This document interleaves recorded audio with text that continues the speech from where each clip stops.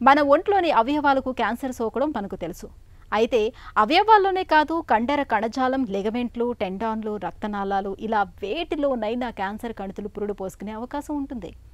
అవయవాల్లో కాకుండా ఇలా కండర కణజాలంలో కనిపించే క్యాన్సర్లను సార్కోమా అని పిలుస్తారు. ఈ రకమైన క్యాన్సర్లు ఎక్కువగా కాళ్ళు, చేతులు, పొత్తి కడుపు భాగాల్లో కనిపిస్తూ ఉంటాయి. సార్కోమా క్యాన్సర్ల గురించి ఇప్పుడు తెలుసుకుందాం. సార్కోమా అనేది మనం మనిషిలో కనిపించే క్యాన్సర్లో పెద్ద వయసు ఉన్న వాళ్ళు అయితే చాలా అరుదుగా చూస్తామండి. కేవలం 1% క్యాన్సర్ల మటుకే సార్కోమాలు. అదే చిన్న వయసు వాళ్ళలో, చిన్నపిల్లల్లో మటుకు దాదాపు వాళ్ళు కనిపించే క్యాన్సర్లో 10% వరకు సార్కోమాలు చూడొచ్చు. సార్కోమా అంటే మనిషి శరీరంలో మీసోడర్మ్ నుండి వచ్చిన మీసెంకైమల్ టిష్యూస్ ఉంటాయండి. మనం అర్థం అవ్వాలంటే కండరాలకు కానీ, ఆ కండరాలు మనకి కాళ్ళు చేతుల మీద కానీ, కడుపులో ఉన్న కండరాల్లో కానీ, ఇవన్నీ ఎక్కడున్నా కానీ ఆ కండరాల నుండి వచ్చే మనకి కణుతులు కానీ మనం సార్కోమాలు అంటాము. అలాగే కనెక్టివ్ టిష్యూ అంటారు. కండరాలకి ఎముకలకి మధ్యలో ఉన్న టిష్యూని కూడా మనం కనెక్టివ్ టిష్యూ అంటాం. దాని నుండి కూడా వచ్చే ట్యూమర్స్ని మనం సార్కోమాస్ అంటాం. ఇలాగే వీటిని కూడా మనం విభజించుకున్నట్లయితే కనుక సాఫ్ట్ టిష్యూ సార్కోమాస్ అంటామండి. అదేంటంటే ఈ కండరాల నుండి వచ్చేది సాఫ్ట్ టిష్యూ సార్కోమాస్. అవి దాదాపు 80% సార్కోమాలు ఉంటాయి. 20% మటుకు బోన్ సార్కోమాస్. ఎముకల నుండి వచ్చే సార్కోమాస్ని కూడా మనం బోన్ సార్కోమాస్ అనుకుంటాం.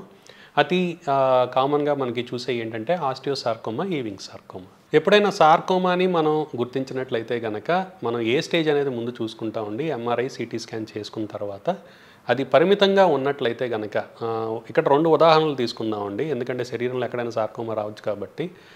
ఎక్స్ట్రెమిటీ సార్కోమా అంటే ఒక థై రీజియన్ అంటే తొడ రీజియన్లో మనకి ఒక సార్కోమా వచ్చింది అనుకోండి.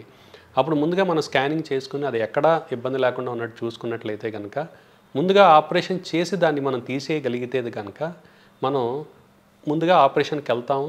దాని తర్వాత మనం మందులు ఇచ్చుకొని ఇంకా రాకుండా, తిరిగి రాకుండా మనం దాన్ని నయం చేసుకోవచ్చు. అలాగే కొన్నిసార్లు ఏంటంటే కడుపులో గడ్డ వస్తుందండి సార్కోమా, రెట్రోపెరిటోనియల్ ఇందాక చెప్పుకున్నట్టు.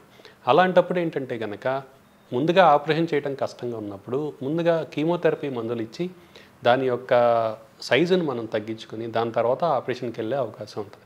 కాబట్టి మనం సార్కోమాల వైద్యానికి వచ్చేటప్పటికి తప్పనిసరిగా ఆపరేషన్ తప్పనిసరిగా చేయాలి. దాంతోపాటు కీమోథెరపీ మందులు మనం ఇచ్చుకున్నట్లయితే కనుక తిరిగి రాకుండా ఉండే అవకాశం ఉంటుంది. కొన్ని పరిస్థితుల్లో రేడియేషన్ కూడా మనం ఇవ్వాల్సిన అవసరం